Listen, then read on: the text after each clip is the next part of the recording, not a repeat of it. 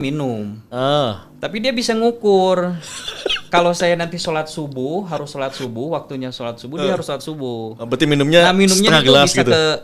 kehitung nanti dia sama dia. Takarannya segini nih, nanti pas subuh tuh saya sadar. Lalu Gitu. dia menuju junub, Bisa ya diikut. sholat. Lah itu orang Banten itu. Bismillahirrahmanirrahim. Assalamualaikum warahmatullahi wabarakatuh. Magnet rezeki, satu sama terhubung. Titipkanlah kepadaku satu ayatmu yang bisa membuat aku mengetahui rahasia di balik peristiwa ini dan mendapatkan solusi hanya darimu. Al-Fatihah. Keajaiban ada bagi siapa yang percaya. Assalamualaikum warahmatullahi wabarakatuh. Waalaikumsalam warahmatullahi Apa wabarakatuh. kabar? Alhamdulillah. Mirdan. Baik. Kang aja kayaknya nih. Kang, oke. Kalau Kang Pak Mirdan. ketuaan kayaknya. Iya, karena ngeliat Kang Mirdan ini emang charming ya, awet muda gitu kan. Padahal sih umur kita nggak terlampau jauh ya Pak Mirdan ya.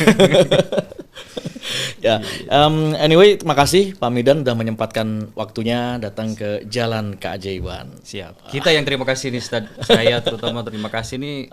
Ketujuh berarti nih, orang ketujuh yang diundang di Jalan Keajaiban. Oh, dihitung ternyata. Iya, 7. Oh, 9. Oh, tapi yang upload baru 7 berarti. Oh iya? Iya 9 kan? ya? Tadi pagi baru nambah 1 deh. Oh, 1. Oke. Ada Ustaz Ardi, keren-keren semua yang diundang, Dr. Chris.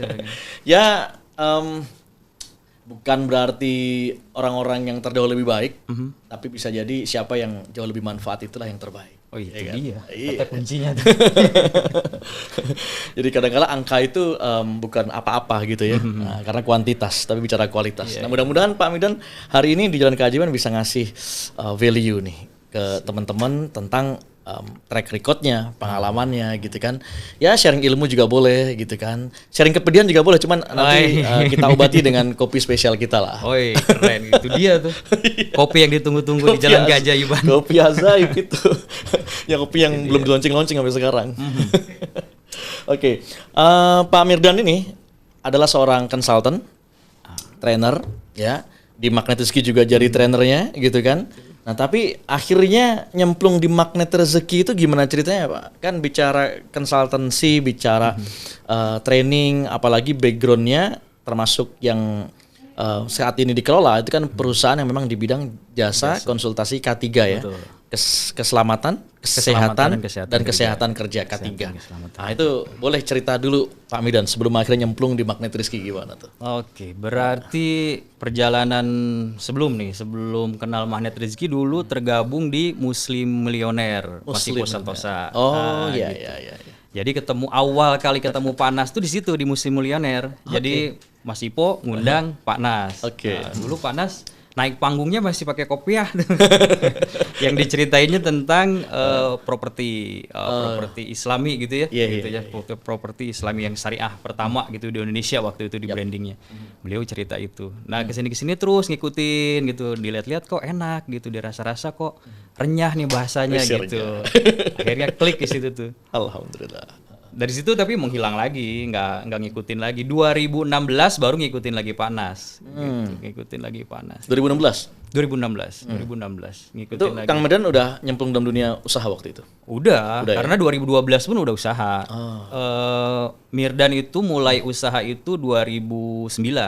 Oke. Jadi 2007 lulus kuliah, 2007 itu juga kerja di Jakarta di Cuman karena ada kejadian tuh waktu itu Lebaran nggak boleh libur. Lebaran kalau libur. Kata ibu bilang ya kan, kalau mama udah meninggal, apakah kamu mau ngegali kuburan mama kalau Lebaran katanya? Mumpung ada katanya, mumpung ada, makanya udah keluar aja. Padahal itu di Telkom Multimedia nggak mudah buat tesnya beberapa kali kan gitu ya. Iya. Malah kalau misalkan saya kan backgroundnya teknik elektro, orang elektro tuh mau masuk situ di multimedia, keren banget kayaknya gitu. Oh iya, prestis lah ya. Oh prestis, karena waktu itu kita ngerjain project CCTV pertama kali punyanya Mabes Polri itu. Oke. CCTV di jalanan punyanya mereka, kita ngerjain itu. Oh, waktu itu CCTV lagi mentereng lah. Oh gitu iya kan. di jalan. Nah kita itu bagian monitoring datanya CCTV biar bagaimana caranya biar bagus terus tuh itunya jalannya. Kita ingat makanya Lebaran itu nggak boleh libur. Nah sebelum puasa pas mau puasa tuh dapat gaji pertama gak dapat gaji nggak pertama tuh. Pulang dari Jakarta mau ke Kerawang.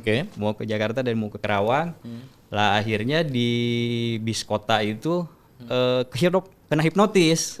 Wih, kena hipnotis. Banyak orang dihipnotis. Seingat terakhir itu pokoknya ada orang ngeluarin sapu tangan warna merah, udah nggak inget apa-apa. Dan alhamdulillahnya tuh ada yang nolong ibu-ibu. Nggak tahu gimana kejadiannya, pokoknya udah di pinggir jalan, udah nggak di dalam bis lagi. Oh, ibu-ibu itu. Lalu ibu-ibu tuh, mas katanya, bangun katanya, sadar katanya gitu. Tapi itu Pak jalan tuh? Nggak ngerasa apa-apa. Cuman terakhir yang diingat itu di bis lagi berdiri, ada orang ngeluarin itu sapu tangan warna merah itu, langsung nggak ingat. Tapi ingat berdiri. Nah terus turun, ibu-ibu bilang, itu tadi orang ngodok-ngodok tasnya katanya. Lihat dulu apa yang hilang. Dicek, oh nggak ada yang hilang Bu. Lah terus kenapa saya di sini? Tadi kayaknya dihipnotis katanya. Nah si ibu itu juga kayaknya nggak turun di situ. Dia itu emang niat mau nolong aja. Karena setelah itu dia langsung pergi naik bis lagi jalan. Lah saya ditinggalin masih bingung. Dari situ udahlah berarti ini kata mama suruh keluar, udah deh di situ langsung keluar itu di situ juga. Nggak balik lagi ke Jakarta tuh, nggak pamitan. Jadi peristiwa itu mengingatkan kepada amar atau perintah dari mama ya, udah dari orang tua gitu. Untuk kamu keluarlah gitu. Mau nyari apa sih katanya, kerja gitu ya. Kalau misalkan keluarga di Lebaran nggak ngumpul sama keluarga gitu. Jadi kalau di kita tuh Lebaran tuh kayaknya penting tuh buat ngumpul tuh. Bagi orang tua kan ya. Iya, dari zaman neneknya juga. Nenek itu ada paman, adanya mama tuh. Lebaran dia malah jalan-jalan ke Padang gitu ya, kemana gitu. Pulang tuh dimarahin. Tapi emang sakral sih. Apa kata ibu kita, meskipun kadang kita nggak lihat logisnya gitu. Iya, ini kerjaan bagus. Prestisius, ini cita-cita gue gitu kan. Linear lagi emang kuliah di elektro gitu kan. Tapi tau-tau mama ngomong A gitu. Iya betul. Kadang-kadang kita nggak bisa nerima ya. Tapi saat itu harus dikasih pelajaran gitu dulu baru. Mau nggak mau, iya karena ada trigger itu, akhirnya ya keluar. Tapi dari situ habis Lebaran nganggur dulu. Akhirnya ketemu sama orang NTT namanya Pak Servasius Esmanek. Dia orang hukum. Cerita-cerita ngobrol gitu ya. Di Kerawang kan banyak industri, kenapa nggak kita bikin perusahaan, kita kelola industri katanya. Saya nggak ngerti, paham nggak bisnis apa gitu. Iya. Dia yang ngajarin sebenarnya. Di jadi guru bisnis mentor bisnis pertama mungkin dia kali ya? Iya dia karena dulu itu LOP-nya waktu masih muda itu memang pengen jadi pengusaha, tapi nanti setelah punya modal. Kita kerja dulu, harus punya modal dulu. Iya, waktu itu mindset punya modal dulu baru usaha gitu. Karena kan kalau orang tua kan PNS, PNS jadi pegawai negeri. Kalau orang tua pengennya saya jadi pegawai negeri. Ajek lah ya. Nah, ternyata nggak ada gitu. Saya ngelihatnya dulu kakaknya mamah itu kan jualan di pasar kecil, di kota kecil di Garut tuh. Tapi dalam semuanya itu yang keluarga ada yang kerja, ada yang di mana. Tapi beliau yang pertama kali naik haji. Malahan. Iya. Nah, makanya itu yang jadi penyemangat. Oh, udah deh jadi pengusaha dulu gitu. Gitu. Itu umur berapa itu, Pak? Dan memutuskan akhirnya mulai usaha karena datang seorang tadi. Aduh, umur berapa ya? Berarti tahun di bawah 30 ya? Di bawah 30. Wow. Di bawah 30. Akhirnya 2009 kita bikin perusahaan namanya perusahaan Hatake Indonesia. Hatake itu Indonesia. Perusahaan yang bergerak di bidang outsourcing. Jasa outsourcing. Jasa outsourcing. Penyedia manpower lah ya. Ya, penyedia manpower gitu. Cuman memang walaupun kita nggak motong gajinya si karyawan kita gitu ya, kita sistemnya manajemen fee. Cuman karena image-nya udah nggak bagus tuh, jadi akhirnya di perusahaan ini pun nggak bagus juga. Gitu. Kita sampai nyisain amanah miliaran. Gitu amanah. Di usia saat itu yang cukup relatif muda, Masih muda. mulai perusahaan pertama, langsung punya utang amanah miliaran rupiah. Betul. Sama Pak Serpas itu. Emang nggak mudah sih berhadapan dengan manusia ini kan. Ini kan yang dikelola manusia. Betul. Kan? Gitu. Kita aja yang produk gitu, based on produk retail gitu kan, dengan ada karyawan aja, dan karyawan mengolah karyawan biar bagaimana mereka semua happy gitu kan nggak mudah. Ini semuanya kan berbasis manpower ini kan, penyedia tenaga kerja gitu kan. Mungkin kayak security gitu atau enggak, kita office mainnya boy, malah di produksi. Oh gitu. Mau di produksi kita mainnya. Jadi pas mau ada peraturan outsourcing nggak boleh lagi di bidang produksi yang langsung berhubungan dengan industri, hanya boleh itu 5 bidang waktu itu ya. Security, apa namanya yang bersih-bersih itu? Cleaning service dan lain-lain tuh teman-temannya. Nah, itu kita karena salah satu faktor yang bikin kita nggak ada itu ya itu karena aturan. Aturannya jadi nggak boleh lagi tuh diproduksi. Waktu itu kita punya karyawan 5.000 tapi diproduksi semua. Masya Allah. 5.000 karyawan. Iya sih, udah kebayang kan. Itu manajemen fee-nya ya gede juga. Lumayan. Gitu. Biasanya sih tantangan terbesar bagi jasa itu kalau konsultansi yang saya pernah geluti kan juga di fee ya. Artinya kan 3 bulan sekali gitu kan. Kalau ini kan biasanya B2B basisnya kontrak gitu. Iya, kontrak. Biasanya saat invoice itu agak-agak tuh. Benar, kita sebulan sekali. Kita memang tanpa modal, Ustaz. Jadi kita kalau outsourcing lain kan mereka mau ngemodalin ya. Mau ngemodal dulu perusahaan user kita itu, klien kita itu mau kerja sama kita, salah satu yang mereka inginkan tuh mereka tuh talangin gajinya karyawan dulu. Keren lah. Kita nggak mau. Nggak mau. Kita nggak mau nalangin karena kita emang nggak punya modal. Jadi mereka bayar aja, mereka bayar langsung kita keluarkan lagi. Nah sisanya fee-nya baru kita nikmatin gitu. Nah waktu itu kan masih muda, masih seneng hura-hura gitu. Jadi kalau misalkan kita dulu di Karawang, masih di Karawang. Kalau main tuh ke Bandung, ke Jakarta ke Bandung tuh kayak ke kamar mandi kayaknya. Karena ngerasa deket banget ya. Karena uang ada, ngapain ada, nggak ada beban hidup kan, nggak ada apa-apa. Akhirnya ya gitu, poya-poya hidupnya. Anak muda poya-poya ya.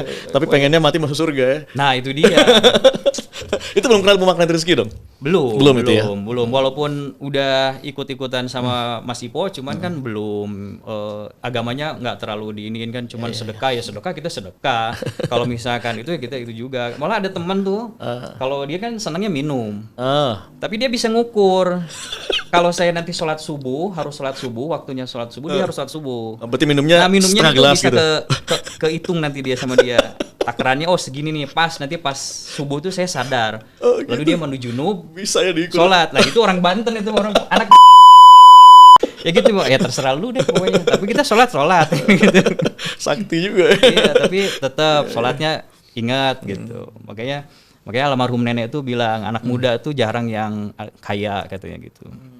Kayak dalam mana sesungguhnya ya? Ya kayak harta lah gitu, karena uangnya habis-habis terus. Makanya coba deh buktiin katanya sama Neh bilangnya, sama Neh itu kalau misalkan anak muda tuh juga bisa kaya katanya gitu. Oh iya emang. Terus apa dulu yang harus dibeli Neh gitu? Rumah katanya. Ya udah kita mulai beli rumah, nyicil. Nyicil tiap waktu itu belum kena riba atau enggak, pokoknya ngambil KPR yang penting ada di rumah deh gitu. Walaupun itu rumah nggak diisi juga gitu.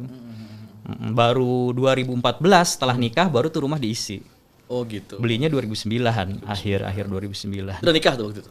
Belum, nikah belum 2014. Ya? Oh 2014. Itu nikahnya nggak cepet, 30 tahun baru nikah. Oh gitu. Karena senang main itu, Ustaz.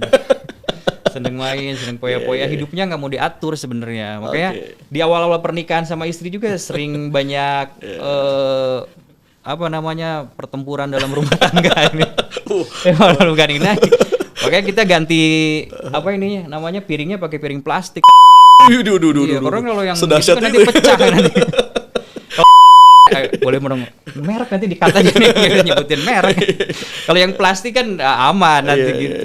Ya gitu, karena sayanya nggak mau diatur, ininya masih jiwanya jiwa bebas gitu. Jiwa bebas ya. Jadi nggak ada self controlnya, nggak mudah saat itu, uang ada gitu kan. Tapi ya usaha tadi akhirnya dampaknya malah nggak bagus juga ya. Amanah hutangnya lumayan besar. Iya, pokoknya itu kita tanggung jawab sih, kita bayar gitu dengan ada beberapa mobil, karena kita punya mobil juga yang kita sewa-sewain gitu, yang kita pakai satu ada operasional ada. Ya itu dijual-jualin untuk bayar itu amanahnya. Nah, di sisa 1,1 M lagi amanahnya ke satu perusahaan, saya tuh datang ke perusahaan itu mau menyelesaikan ini amanah gitu, mau tanggung jawab lah di situ. Nah, ketemu sama Koreanya, ditanya, "Kamu kesini pakai apa?" "Pakai mobil." "Ya udah mobilnya saya bawa aja sekarang," katanya gitu. Dan itu datang bawa mobil, pulang tuh jalan kaki. Yang barang tuh banyak di mobil, cuman yang bisa dibawa aja karena kita jalan kaki, jadi nggak bisa dibawa semua itu barang-barang. Sampai mobil jadi taruhannya. Iya, mobil. Padahal mobilnya udah disetting mobil anak muda gitu, ada audionya apa kan kalau dibuka, kalau kita ada jeda aja gitu ya, sehari gitu kita bisa copotin dulu, tapi ya nggak ada. Iya. Sampai sekarang tuh nggak pernah ketemu lagi sama itu mobil. Akhirnya belajar dari masa-masa itu gimana sih nanti khususnya teman-teman generasi Gen Z nih, milenial yang mulai bangun usaha. Terus kan sekarang gampang banget ya untuk dapat kaya, untuk bisa kaya gitu kan. Jadi YouTuber aja udah bisa kaya gitu kan. Nah, itu kalau advice-nya kalau dari Kang Mirdan nih, kan masih milenial nih kan ya. Nah, ada kita dikit kan Gen Z nih. Ada pesan khusus nggak, pengalaman dari yang dulu udah dengan dimudahkan kaya di usia muda gitu? Ya, Punya usaha di usia muda gitu kan. Untuk kaya itu butuh perjuangan. Dulu tuh mikirnya untuk kaya itu butuh perjuangan. Kalau sekarang kan berjuang kita kan di atas sajadah ya. Kalau zaman dulu kan tetap harus fight gitu, harus gimana agar caranya kaya gitu. Nah, dari perusahaan HTK itu mikir lagi mau bikin apa lagi, karena kalau kerja di tempat orang udah nggak seneng akhirnya, nggak mau disuruh-suruh sama orang tuh kalau itu akhirnya. Nah, akhirnya mikir ada bidang peluang bisnis lagi. Oh, ternyata karena dulu itu berhubungan dengan perusahaan-perusahaan. Nah, akhirnya mikir di perusahaan itu setiap alatnya itu harus dilakukan pemeriksaan dan pengujian. Itu per setahun sekali. Nah, akhirnya saya cari tahu tuh untuk dapetin lisensi itu gimana. Nah, akhirnya sekolah dulu. Sekolah lagi di Kementerian Tenaga Kerja. Udah gitu kalau sekarang mudah dapat lisensinya. Kalau dulu harus magang dulu. Nah, kita kerja dulu di sini di Jakarta nih. Di PT Wismar Inspeksindo selama 2 tahun kita belajar di situ. Belajar ilmunya gitu. Nah, itu belum nikah. Jadi kerjanya kemana-mana, ke Kalimantan, ke Pekanbaru gitu. Karena kebanyakannya kliennya ESDM tuh kliennya, kalau kebanyakan gitu ininya di bidang energi lah ya. Ya, bidang energi gitu. Kalau sekarang kita Mirdan khususnya di bidang tenaga kerjaan gitu. Nah, Kang Mirdan itu sambil belajar lah intinya. Waktu itu sebagai apa? Teknisi. Okay. Dari helper dulu karena belajar. Ini satu belajar karena pengen belajarnya, jadi helper dulu, ngangkat-ngangkat dulu barang gitu ya. Terus naik, cerita inget tuh ada kapalnya ini ConocoPhillips, kita di situ tuh ngelapin tangki dulu. Ada bejana tekan gede-gede kita lapin, karena sebelum diinspek tuh harus bersih. Nah, pernah juga ngalamin ngebersih-bersihin dulu itu. Dan udah ngakuin itu ya? Harus mau nggak mau kita mau belajar, tapi kan ini cita-cita memang boleh tinggi gitu kan. Cuma kadang kita tuh terlampau pede untuk langsung tinggi gitu kan. Pak Mirdan mau ngelakuin dari hal yang ya sifatnya kan tuh nggak bersih, kotor, di bawah banget gitu kan. Dari pengalaman bisnis sebelumnya jadi belajar gitu bahwa kita tuh kalau mau bisnis harus tahu seluk-beluknya bisnis tuh kayak gimana yang kita mau hadapi. Pokoknya dari bawah sampai atas tuh harus tahu nih. Jadi pas waktu kita merem pun gitu, kita tahu tuh kita orang lain tuh nggak jujur sama bisnis kita gitu. Atau kita lagi main pun jadi enak nih. Karena bisnis yang autopilot itu yang ada sistemnya tetap aja harus kita iniin. Tapi kalau kita tahu, misalkan meriksa satu alat itu berapa lama gitu. Jadi kita ketahuan tuh orang tuh kalau misalkan jam segini belum pulang, berarti ngapain gitu. Gitu. Karena kan kita pakai chemical juga. Kalau chemicalnya habisnya banyak, itu berarti dipakai apa? Karena dulu tuh kita ngerjain yang itu dulu. Sebelum bisa jadi punya perusahaan tuh. Sendiri, jadi kalau bahasa yang nggak bagusnya nggak bisa dibohongin lah gitu. Gitu. Jadi pengalaman bangun usaha yang pertama gitu kan, lah. Ya itu langsung belajar langsung ngadepin ribuan karyawan outsource dengan langsung punya amanah hutang di usia yang cukup belia tanpa pengalaman sebelumnya sebagai seorang karyawan sekalipun gitu kan. Nah, sekarang mulai tahu pola harus ngikutin prosesnya dulu gitu kan, belajar dari bawah terus sampai akhirnya meniti karir. So akhirnya bangun perusahaan sendiri di tahun 2013 bikin lagi perusahaan. 2014 lah gitu ya mulai runningnya. Itu sama teman berdua bikin perusahaan jasa keselamatan dan kesehatan kerja di bidang pemeriksaan dan pengujian alat K3. Apa yang dikatakan Umar bin Khattab gitu ya.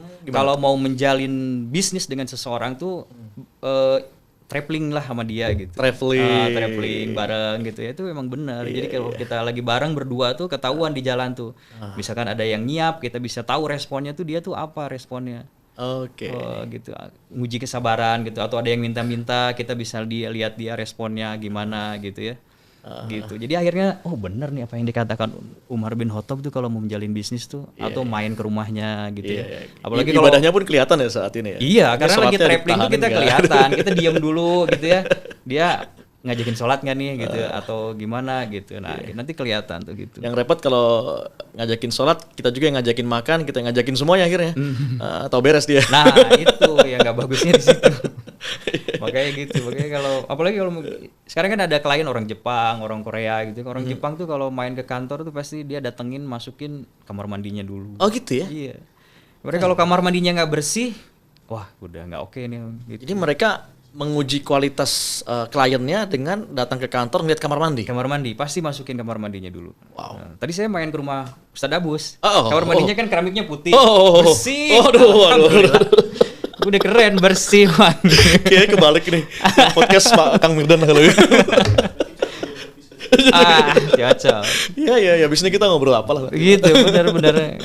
Ya jadi akhirnya belajar kan kalau orang Korea gitu. Orang Korea kan kalau kita makan bareng gitu. Pokoknya kalau makan bareng sama orang Korea, mereka kan senangnya ikan. Iya. Tapi jangan sampai kita pernah ngebalikin ikan tuh.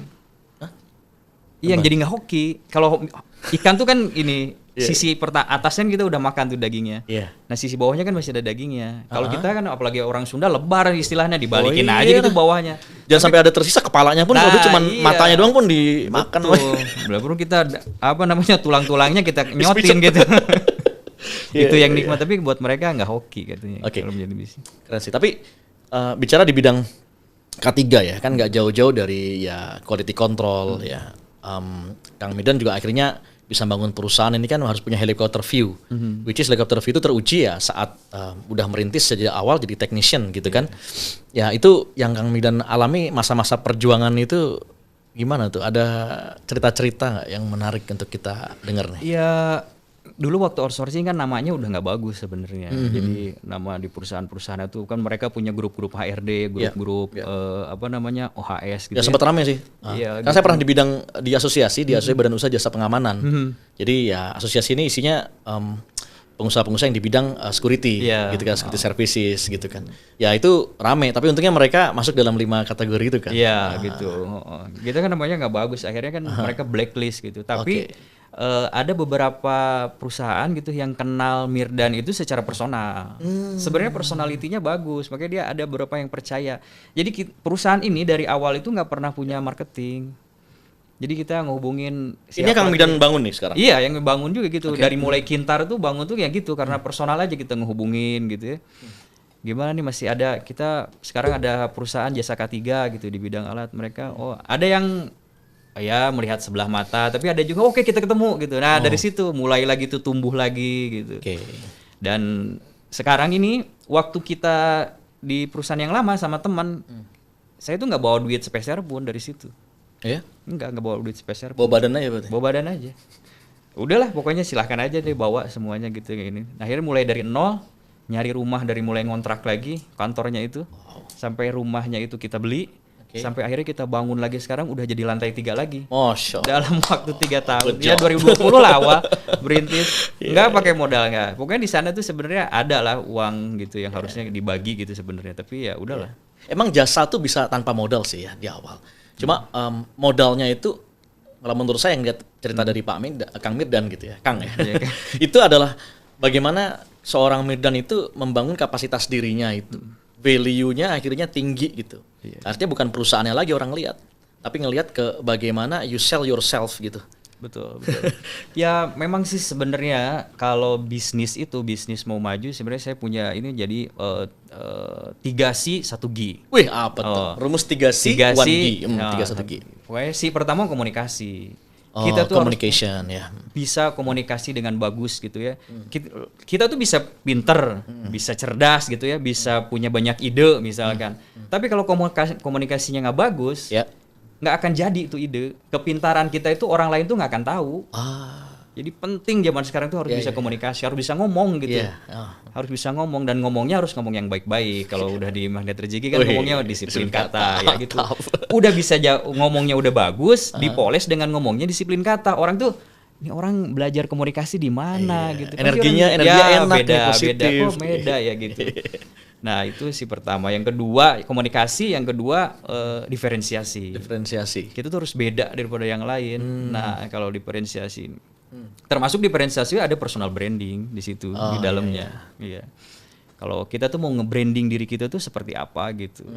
Karena kita punya perusahaan, tapi personal brandingnya nggak bagus ya nggak akan jadi. Personal brandingnya bagus, tapi personal bisnis branding bisnisnya nggak bagus ya, jadi nggak akan matching juga. Nah ini yang harus personal branding sama bisnis brandingnya harus matching biar sama-sama naik ke atas gitu. Iya sih. Gitu. Ya biasanya sih linear ya. Antara Ya, branding produk atau usaha dengan personalnya foundernya atau siapa yang ngelakuin makanya usahanya. tim-tim kita di lapangan makanya personal branding tuh harus bagus, harus wangi gitu, datang ke klien tuh nggak boleh gitu yang nggak wangi gitu, harus klimis gitu. Walaupun kita orang teknik ngerjainnya dengan chemical gitu ya yang nggak baunya tuh nggak enak, tapi diri kita tuh harus wangi Nah gitu, itu. harus di-refresh Yang bau-bau terus. teknik, bau pabrik, bau oli aja harus performanya. harus. Jangan sampai orang tuh nggak mau dekat sama kita. Ya, ya, gitu. Oke. Komunikasi, diferensiasi, Itu CD itu udah. tiga, C-nya satu lagi saya nggak ingat. Mau buka kamus dulu boleh. Tapi diferensiasi communication. Komunikasi, diferensiasi, Diferensiasi. sama satu lagi apa ya nggak inget C-nya. Tapi yang G-nya teknologi. Oh, G-nya Ya, teknologi. G Teknologi. Zaman sekarang kalau nggak paham Bentar, saya teknologi- bingung nih. Belum clear tadi kan. C 3C. 3C. 3C, C-nya SI. Komunikasi. Oh, C belakangnya ya. maksudnya. Oh, iya. Bukan C, C, bukan. C dari komunikasi, diferensiasi gitu ya, kan. gitu. Oh, dan C yang selanjutnya PR ya. PR, benar. Yang G-nya terakhir teknologi. Teknologi. Nanti biar diundang lagi di sini. Oh iya, boleh. Di jalan kami. Ya, tapi itu untuk dalam rangka untuk apa rumus tadi? Ya kalau mau berhasil dalam bisnis zaman sekarang harus gitu. Oh. Kalau sekarang bisnis nggak ngerti teknologi ya ke laut gitu jadinya. Iya. Ya, orang di Tanah Abang gitu di mana teriak-teriak sama itu. Tapi kalau sebenarnya kalau mereka paham teknologi ya kenapa nggak mereka ikut juga? Offline iya, online iya gitu. Tapi kan dengan teknologi gitu. Akhirnya nggak nyalah-nyalahin pemerintah gitu. Nggak ada sangkut pautnya bisnis sama pemerintah walaupun kebijakannya mereka iya, tapi kalau kita menjalani bisnisnya dengan serius, apapun kebijakan yang pemerintah keluarkan ya bisnis mah jalan Ya, aja. aja lah bisa ada table gitu kan. Iya, yakin kok yang ngasih rezekinya kan Allah bukan pemerintah. Jadi siapapun presidennya oke lah. Wih. Iya. Oke. Nah, itu sampai hingga akhirnya Kang Mirdan kenal ilmu magnet Rizky, ya lalu usaha akhirnya jalan. Ya, usaha tuh sebenarnya kalau orang lain masuk ke magnet rezeki itu kan banyaknya dengan persoalan keuangan gitu ya. Kalau saya ada kehampaan dalam hidup gitu. Kok enak jalan-jalan terus, main terus gitu, tapi dalam diri ini menemukan ada yang kosong, ada yang kurang apa nih gitu, yang kurangnya gitu. Padahal sholat iya gitu, ngapain iya gitu, istighfar iya. Makanya di situ mencari gitu. Ingat lagi sama Pak Nas gitu 2016 tuh makanya masuk lagi ke magnet rezeki. Oh, buka lagi telegramnya tuh udah ada telegram ya. Panas gitu, buka lagi dengerin lagi. Oh iya, akhirnya ada Safari Ramadan di Karawang ikut. Ikut di Karawang, makanya waktu itu ada acara mau bikin seminar. Padahal sih itu bukan CTMR, bukan apa gitu ya. Cuman ada Bu Siti Duriah di situ waktu itu CTMR-nya. Nawarin mau siapa ya yang kira-kira bisa jadi ketuanya? Saya aja gitu bilang, ini bagus itu. Yang waktu itu yang datang Dr. Chris, yang isi itu Bu Dia sama Ustadz Abus kebetulan. Di situ pertemuan pertama kali itu sama Ustadz Abus di Karawang. Karawang ya. Gitu. Nah, itu karena ya istighbar juga sering, makanya istighbar sering. Nah, apa sih sebenarnya yang akhirnya pas udah tahu ini magnet rezeki, camp pertama camp 28 hakikat istighbar tuh Panas ceritain, saya salah, saya siap belajar, saya salah ampuni saya siap belajar gitu ya. Nah, itu tuh 40 hari itu benar-benar diganti istighbarnya jadi saya salah, saya siap belajar, saya ampuni praktekin saya. betul itu? Praktekin benar. Saya salah, ampuni saya siap belajar. Ya itu gitu. Karena memang istighbarnya waktu itu hampa. Oke. Ngambang aja astagfirullahaladzim ya gitu aja gitu ngambang. Tapi sekarang kita ngomong astagfirullahaladzim ingatnya di kepalanya saya salah ampuni saya siap belajar gitu. Jadi menurunkan garis kebenaran 40 hari dengan praktek saya salah, ampuni saya siap belajar. Iya. Kalau sholat berjamaah tuh orang udah ngelihat aja tuh ngapain ini orang aliran sesat yang mana lagi gitu nih yang ada. Tapi itu works. Iya. Itu works bener itu karena kita jadi lebih memaknai hakikat istighfar itu nggak lewat gitu aja istighfar tuh. Jadi sekarang akhirnya nggak usah ngitung istighfar 100 kali berapa kali gitu ya. Akhirnya sedikit pun gitu kita punya maknanya langsung hanyut tuh rilis gitu ya apa yang ada di diri kita gitu. Oke. Kalau sholat tobat tuh sekarang ngejalaninnya karena ya setahun inilah gitu ya. Kalau dulu dengan istighfar aja alhamdulillah gitu. Kita langsung istighfar astagfirullahaladzim gitu. Langsung gitu rilis lagi. Oke. Karena dulu kan jadi istilahnya karena senangnya ke cewek. Jadi ada satu momen di ganteng gini juga tetap aja pernah ditolak sama cewek. Oh jadi ada pembalasan nih ceritanya. Pernah berburu ke Garut, gitu ada namanya Pantai Santolo, terus ada gua. Nah, guanya namanya Gua Sayang Heula. Oh. Jadi ceritanya kita datang ke situ, ngilmu lagi, itu benar-benar masuk ke laut, itu banyak orangnya. Orang lain tuh diikat. Diikat pakai tambang jam 12 malam itu. Jam 12 malam kita masuk ke air, orang lain diikat, saya tuh enggak. Ada berdua sama almarhum, dia udah meninggal, sekarang berdua nggak diikat. Saya ngomong, kita nggak diikat nggak apa-apa ini. Tenang we cenah. Pokoknya masuk aja. Itu air segini, padahal kalau kita pikir itu kalau ke bawah ombak gitu, ombaknya gede gitu. Lewat. Udah kemana udah lewat. Habis mandi, masuk guha, zikir di situ. Di gua itu sampai pagi, sholat subuhnya tapi enggak. Yang sesat yang ini. Nah, justru itu. Kalau tadi terapi istighfar biar dapat feel-nya. Ya itu sebelumnya, karena sebelumnya itu cerita bagi masa muda kan. Iya sih. Jadi masa-masa itulah ya mencari jati diri ya. Mencari jati diri. Tapi ya gitu-gitu. Tapi akhirnya punya teman waktu kuliah itu namanya Tubagus Sudrajat. Orang Banten. Nah, dia pesantren di Ciomas. Akhirnya disitulah belajar lagi ilmu agama lagi. Pesantren. Ya. Jadi dari situ terkuak ya dosa-dosa untuk diistighfari gitu ya. Makanya banyak dosa nih kayaknya makanya. Akhirnya Pak Midan dengan berbekal itu jalanin usaha gimana? Nah dari situ kan akhirnya jadi santai, apalagi kita dibekelin lagi sama ilmu magnet rezeki ya. Jadi akhirnya menerima kenyataan realita yang nggak enak dalam hidup tuh jadi santai aja gitu. Termasuk hiruk pikuk dunia usaha ya? Ya dunia usaha. Jadi misalkan ada klien diambil orang ya santai aja, belum rezekinya tenang. Gitu. Jadi seru deh. Aman lah pokoknya Kak, teman-teman di kantor juga tenang aja, pokoknya ada aja rezekinya. Jadi jangan ini. Pokoknya kita terus ikhtiar aja deh gitu. Oke. Terus memperbaiki diri. Nah, kalau bicara bisnis di bidang jasa nih. Kan ini bisnis tentang trust ya, sekali lagi tentang trust, kepercayaan gitu. Which is kalau orang akan menghubungi kita lagi atau bahkan dia menjadi referral kita. Auto loh, our customer is our reseller. Itu prinsip biasa dalam usaha, wabil khusus dalam bidang jasa. Karena kalau trust ini tercoreng dikit aja, dia akan ngomong juga yang nggak bagus ke orang lain. Nah, itu Kang Midan, saya ngobrol tadi dengar katanya sampai sekarang marketingnya jalan aja, cuman nggak pakai marketing yang gimana-gimana. Itu bener adanya? Bener, nggak ada marketing khusus. Pokoknya marketingnya senyum aja, senyum aja dulu awal gitu. Dulu kan diajarin Mas Surah. Itu karena tebar pesona kan? Enggak. Mas Surah kan ngajarin senyum kanan kirinya, senyum gitu ke kiri 2 cm, ke kanan 2 cm 7 menit. Kita praktekin itu, ketemu orang gitu ya. Kadang-kadang dia tadinya nggak senang karena pengalaman dulunya Mirdan tuh kayak gimana gitu. Oh, yang tahu pengalaman dulu. Sampai akhirnya pun klik lagi. Karena ketemu kita senyum dulu, ngapain dulu, ngobrol dulu. Akhirnya ya klik lagi alhamdulillah. Dan itu jadinya dari mulut ke mulut tuh kepercayaan. Sampai saat ini nggak ada marketing. Mungkin dari istighfar yang mengaku saya salah, ampun saya siap belajar itu akhirnya kayak jadi alarm ya. Dunia usaha kan orang biasanya nggak mau masuk dalam dunia usaha, apalagi yang masuk ke pemerintah atau itu kan karena abu-abunya kan. Betul. Akhirnya alarmnya tuh kehati-hatian sama dosanya itu mungkin semakin kuat. Ada ngerasa gitu nggak sih Kang Midan sekarang? Iya, ngerasa gitu. Karena ya ini si uang ini kita kasih ke teman-teman di kantor gitu ya, mereka bawa ke keluarganya kan. Akhirnya kita bisa jadi wasilah yang nggak bagus juga kalau kita dapetin tendernya awalnya nggak bagus gitu. Karena ini benihnya itu harus bagus dulu nih gitu. Yang dibawa ke rumah tuh harus bagus gitu. Akhirnya kalau nggak yakin bagus, akhirnya saya jadi punya rasa bersalah gitu sama mereka ngasih yang nggak bagus gitu ininya. Jadi harus benar-benar difilter deh gini harus ini benar-benar clear. Pokoknya nggak ada ini itu, nggak ada apa-apa. Pokoknya kita ini. Wow.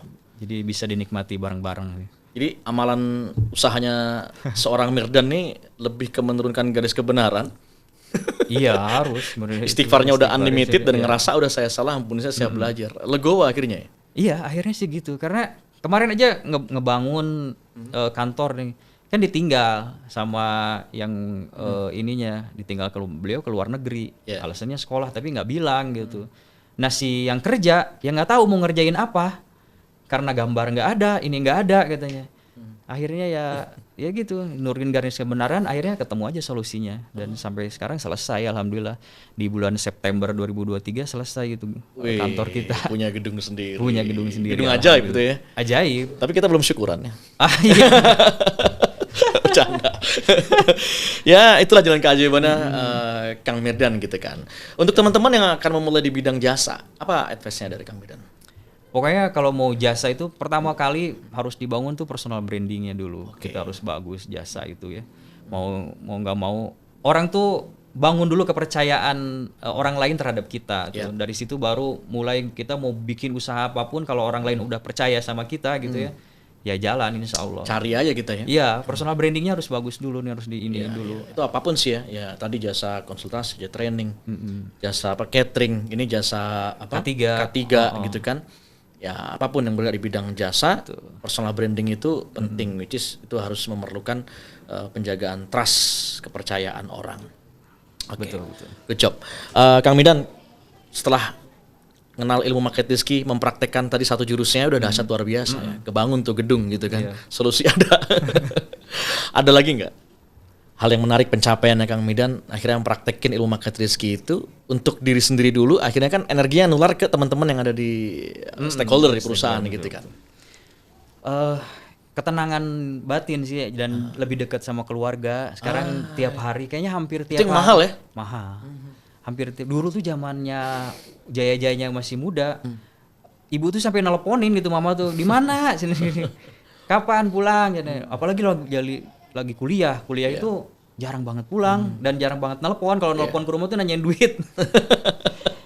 Uang habis baru deh gitu nelpon, karena senangnya main. Tapi sekarang ingat terus sama keluarga gitu, sama bapak gitu, sama mama. Hampir tiap hari datengin lah ke sana ke rumah. Dengan lihat muka mereka aja akhirnya jadi ini hati jadi terobati lagi nih. Pokoknya dapat yang nggak menyenangkan gitu ya. Akhirnya pulang ke rumah, padahal nggak ngapa-ngapain, asal ketemu cium tangan duduk aja gitu. Tapi alhamdulillah itu tenang lagi. Orang lihat sebagai Kang Mirdan atau siapapun di sini pelaku usaha gitu kan. Kalau karyawan masih ada office hour kan. 9-5 biasanya gitu kan. Yang lembur pun ada transaksional di situ, lembur dan sebagainya. Tapi bagi seorang usahawan itu kan nggak kenal waktu biasanya. Pagi, siang, sore mikirin, apalagi kalau ada tagihan-tagihan dan sebagainya. Tapi ternyata kita jauh-jauh kan nyari ke sana ya. Bagaimana solusi itu gitu kan. Ternyata saat kita kembali ya, saat kita kembali ke keluarga, mempunyai waktu yang sangat quality time dengan keluarga, di situ ada obat, happiness terjadi, dan happiness is power. Ternyata itu melahirkan kekuatan. Market rizki emang ngajarin kayak gitu kan? Iya, memang ketika tangki cintanya di keluarga udah penuh, ini kita akan dipenuhi oleh tangki cinta sama Allah tuh. Masya Allah. Gitu, yang saya rasain sih gitu. Karena dulu jauh nggak ini dari keluarga, apalagi sama bapak nggak deket kan. Kalau sama bapak tuh nggak deket, malah sama bapak tuh sempat kesel atau gimana gitu karena karena bapak kan tugasnya kemana gitu ya. Jadi sempat nggak deket. Tapi sekarang ya kangen terus rasanya sama rumah, sama istri juga, udah ke rumah baru ke istri gitu. Istri. Pantesan saya ngeliat live in harmony banget ini. Kayak Mirdan tuh kayak ngeliat lagi kerja, saya nggak pernah ngeliat Kang Mirdan tuh lagi bisnis kerja. Iya, karena kerjanya juga kaosan gini aja. Karena teman-teman juga kalau misalkan itu di kantor ya pakai kaos aja, pakai celana jeans gitu, nggak. Pokoknya karena yang saya rasain tuh kalau udah alasannya kenapa nggak mau jadi PNS. Bapak tuh pengennya kita tuh jadi PNS gitu. Nah alasannya gitu, Kang, mau pakai seragam. Iya. Waktu di pernah mau berantem sama atasan karena nggak pakai seragam.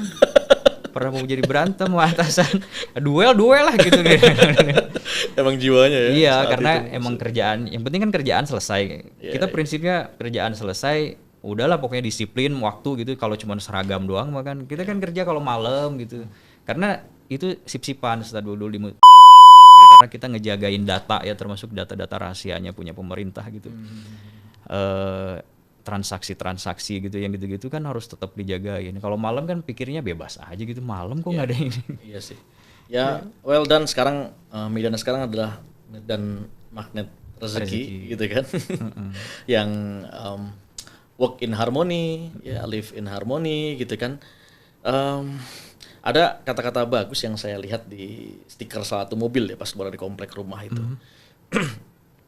Life one, live it. Gitu. Saya pikir-pikir, life one, live it. Itu kan artinya dalam banget sebenarnya. Hidup cuman sekali kita cuman tahu gitu. Maka hidupkanlah gitu. Maka hidupkanlah itu gitu kan. Nah, Kang Midan saya bisa mengambil sebuah inspirasi gitu dari sekian banyak pencarian keluar gitu kan. Main terus mungkin memulai usaha gedebak-gedebuk kesana sini segala macamnya, nyari solusi kesana kemari ya gitu. Ternyata obatnya lagi-lagi dengan sering-sering datengin keluarga. Iya. Ketemu orang tua, ketemu istri, apa yang membuat mereka bahagia gitu kan. Kita larut dalam kebahagiaannya. Itu keren banget sih. Saran saya bagi teman-teman semua yang di Jalan Keajaiban ini, saat nggak tahu harus kemana, mencari solusi, rezeki, dan peluang-peluang, mulailah dari datang ke orang tuamu, temui mereka, salim pada mereka. Temui istri dan anak-anakmu, jika mereka ngajak main kamu, layanilah ya. Ya, betul. Ternyata miracle happen. Keren banget Kang Midan. Luar biasa. Kita doain ya, semoga keluarganya, usahanya makin berkah. Kopi nggak turun-turun? Oh iya ya. Yang tunggu-tunggu tuh kopi sebenarnya di sini. Kopi makannya nggak keluar-keluar nih. Iya, cerita mah gampang, yang penting mah kopi. Kalau gitu kopi ajaib dulu lah. Iya, kopi ajaib dulu. Lanjut kopi. Lah kita gas dulu nih kopi. Keajaiban. Terpesona gitu. Terpesona. Alhamdulillah. Keren ternyata bener. Bikin melek. Semangat lagi kita nih. Kopi keajaiban. Okay. Biasanya kalau udah kasih begini nih, Kang Midan, dari tadi akhirnya the secret rahasia yang kelihatan sederhana tapi ternyata tidak mudah dilakukan oleh banyak pengusaha di luar sana gitu kan. Ya, nah itu adalah sering-sering mengunjungi, kalau masih bisa kunjungi. Kalau nggak bisa minimal telepon, video call kan gitu ya. Betul. Untuk akhirnya dapat obat, tenang hati. Ya kalau udah ketenangan hati, rezeki datang. Karena rezeki senang sama hati yang tenang kan gitu kan. Yeah. Pasti dari situ ada pencapaian-pencapaian keren Don bagi Kang Midan di perusahaannya mungkin. Ya alhamdulillah. Apa aja tuh? Sebenarnya perusahaan otomotif terbesar di Indonesia itu sekarang jadi klien kita. Masya Allah. Boleh spill nilai proyeknya berapa? Kalau merek bisa disebut ya merek. Sensor, oh disensor ya gitu. Ya kayak motor itu sama kita terus. Perusahaan remeh-temeh untuk mempercayakan ke perusahaan Kang Midan dong. Juga perusahaan kita. Mereka ngelihatnya waktu kita karena sebelum kita kerjasama mereka kan datang ke rumah, ke kantor kita gitu ya, datang lihat kantor kita. Mereka tanya ini punya sendiri atau ngontrak. Oke. Jadi mau jawab bohong gimana? Ya padanya ya padanya aja ini ngontrak kok, nanti dia bisa jadi cross check ke yang lain. Tapi ya kita balik lagi, mereka kenal personal branding gitu ya, itu kekuatan personal branding, mereka kenal kita gitu. Auranya aura yang nggak akan ngebohong nih kayaknya. Aura-auranya aura orang bener, itu bener tuh orang-orang mereka itu datang gitu, kok bener gitu ya udah. Ada sesuatu yang lain. Nah, sesuatu itu sebenarnya saya cari tuh ke kiai, datang kemana, dan jawabannya mereka sama, suruh datang dulu ke orang tua kok. Wow. Tetap ketika datang ke orang tua minta ridhonya mereka, ya udah jalan kok, ini bisnis mau ini juga. Jadi alhamdulillah banyak pencapaian. Masya Allah. Dan dengan perusahaan-perusahaan besar itu kita kontraknya per setahun langsung. Jarang gitu. Merdu sekali. Iya, jadi kita setahun ke depan misalnya nih 2024. Berapa digit itu sekali kontrak per tahun tuh? Ongkang-ongkang kaki aja gitu udah, ongkang-ongkang kaki. Buat gaji karyawan minimal ada. Aman lah setahun itu. Karena udah tinggal kita cari buat yang lainnya gitu. Mau bikin apa lagi. Insya Allah sih nanti tahun ini sih targetnya mau bikin perusahaan lagi. Wow. Targetnya gitu. Kopi cocok? Cocok, ini udah aman. Kamar mandi saya tadi cocok? Pas bersih itu. Pas bersih. Oke. Masya Allah. Jadi kembali kepada orang tua. Ya. Saya nggak nyangka juga sih, Kang Midan yang tadi profiling mudanya begajulan gitu kan, ya main hobinya, hidupan malam apa segala macam gitu kan. Ya sampai di titik di mana ya mau merunduk menurunkan ego ya kan. Terus nemuin orang tua ya seperti halnya Mirdan kecil lagi kan. Itu kan gak mudah nurunin ego kita yang biasa udah ngerasa udah jadi orang remaja gitu kan, apalagi udah punya anak istri. Malu kadang-kala. Ini Kang Mirdan hampir tiap hari kesana karena apalagi kalau misalkan sama mama tuh udah didoain dielus rambut. Wah, udah aman. Ya Allah, Mama minta doa di itu. Udah itu paling keren itu. Pokoknya lautan ku daki, lautan ku seberangi, gunung kan ku daki gitu ya. Pokoknya kalau udah gitu, udah bismillah aja, aman berarti ini bisnis nih gitu. Kalau udah gitu, so kan doain ku mama ya, sing sukses gitu. Padahal kita nggak pernah ngasih apa-apa ke orang tua itu. Orang tua tuh kita datang ke rumahnya aja mereka udah seneng gitu kayaknya. Gitu. Datangi orang tuamu, keajaiban kan datang di perusahaanmu. Oh iya gitu. Banget Kang Mirdan. Iya. Dan buat kaum jet ini nih yang saya kadang-kadang nggak seneng gitu kalau ngomong sama orang tua itu kadang-kadang nggak ada sopan santunnya gitu. Padahal itu tuh orang tua. Iya. Gitu. Mereka ngandung gitu, ibu kita tuh ngandung kita tuh 9 bulan tuh mereka tuh tidurnya nggak nyenyak, makannya nggak enak gitu ya. Tapi kita udah lahir lu masa makannya begini gitu ya. Hello work life gitu. balance. Jadi kadang-kadang suka ya. Mudah-mudahan lah nanti Magnet Rezeki kan mau nyasar kaum muda nih ya gitu. Kita yang mau launching Youth Miracle Movement, gerakan anak muda yang mudah-mudahan nih ya, di sini nih. Ya, kalau masuk ya. Masih milenial walaupun yang pojok ya. Kalau yang sono kolonial masih bisa. Iya. Ya emang selain kaderisasi kita pengen persembahin Magnet Rezeki untuk ya kita nanam untuk siapa setelah kita kan, karena ilmu bagus. Sayang banget kalau anak muda nggak bisa adapting ilmu ini ya dengan gaya mereka, dengan dunia mereka gitu. Bener ya, bangsa ini bangsa yang besar gitu, dan yang mau mereka yang mau dipakai ini bangsa ini yang mau pakai itu ya mereka gitu. Kalau kita udah deket usianya gitu ya mau dibawa kemana bangsa ini gitu ya. Karena cita-cita saya jadi presiden. Nah itu yang mau saya gali. Kenapa Kang Mirdan kok serius banget pengen jadi presiden gitu? Itu bukan lawakan kan? Emang dream kan? Enggak, emang cita-cita dulu cita-cita jadi TNI. Oke. Tapi kan di Magnet Rezeki nothing impossible, presiden sekalian gitu. Kan belum kenal Magnet Rezeki. Iya sih. Akhirnya kan cuma bagi Gen Z kayak model-model presiden kayak gini lebih disukain ya. Dibandingin pakai jas. Patah tangan kan, jadi udah nggak bisa, kata bapak nggak bisa kalau jadi patah tangan gitu, nggak bisa jadi TNI, ya ganti jadi presiden. Karena nama Hardiansah itu kata orang tua yang nemuin di Garut itu hari kemerdekaan yang sah. Oh, hari kemerdekaan yang sah. 14 Agustus itu di Garut udah merdeka. Oke. Tahun 45 itu udah nggak ada Belanda, udah nggak ada Jepang, udah merdeka. Mereka udah bisa ngibarin bendera Garut merdeka duluan lah itu. Iya, baru 17 Indonesia. Jadi hari kemerdekaan yang sah tuh itu akhirnya. Akhirnya ya harus jadi presiden ini. Mirdan Hardiansah. Hardiansah tuh hari kemerdekaan yang sah. Kalau Mirdannya apa? Mirdannya nggak paham. Dikira merdeka apa gitu kan. Tapi emang cita-cita jadi presiden. Kadang-kadang suka sedih gitu ngelihat generasi muda zaman sekarang gitu ya dengan ya gitu di jalan ngapain gitu ya, apalagi yang tawuran dan lain-lain. Jadi di bangsa ini sayang banget ini. Tapi seru nih. Sebagai orang yang background ada di human source gitu kan, di K3 jasa konsultasi yang berhubungan langsung dengan keselamatan, kesehatan, kerja dan seterusnya. Kalau seorang Mirdan diusung jadi presiden, apa yang ingin Mirdan lakukan untuk Indonesia? Nah, lagi ramai nih kita kan. Lagi ramai presiden nih, caleg nih. Mendingan satu orang ini kita tanya. Iya benar. Kalau dulu lagi zaman belum Magnet Rezeki, cita-citanya masyarakat tuh harus kasih duit ke saya. Oh gitu. Iya, jangan saya yang ngasih duit ke mereka buat nyolok saya, buat nyoblos gitu. Jangan. Wah. Ini materi-materi jurang ini. Iya. Ya nggak apa-apa deh. Lah kita ini ngurusin bangsa dan negara ini 24 jam. Oke. Ngapain juga kita ngeluarin duit? Harusnya rakyat yang ngeluarin duit buat presiden. Oke. Timbal baliknya presiden akan mensejahterakan kehidupan rakyatnya. Gitu. Saya lama jadi tim ses lah. Kapan mau nyalek? Nyalek nyapres. Aduh. Ya jadinya kalau misalkan kita ngeluarin duit buat jadi presiden, akhirnya kan yang dipikirin balik modal. Oke. Tapi mendingan kita ngomong aja, saya nggak punya modal, silahkan yang mau nyumbang silahkan gitu. Karena saya butuh mobil yang enak buat pergi ke Papua misalkan. Oke. Atau mau ke Kalimantan kan masa mobilnya nggak bagus gitu. Saya kan presiden. Yang dipikirin itu jutaan orang rakyat Indonesia. Oke. Kalau mau makmur ya berarti saya juga harus makmur dulu gitu. Biar enak mikirnya gitu. Tapi kan kalau di Mandiri juga enggak, kita kan gimana caranya memuliakan orang lain dulu gitu, membahagiakan orang lain dulu. Gitu. Iya. Jadi motivasinya itu pengen jadi presiden.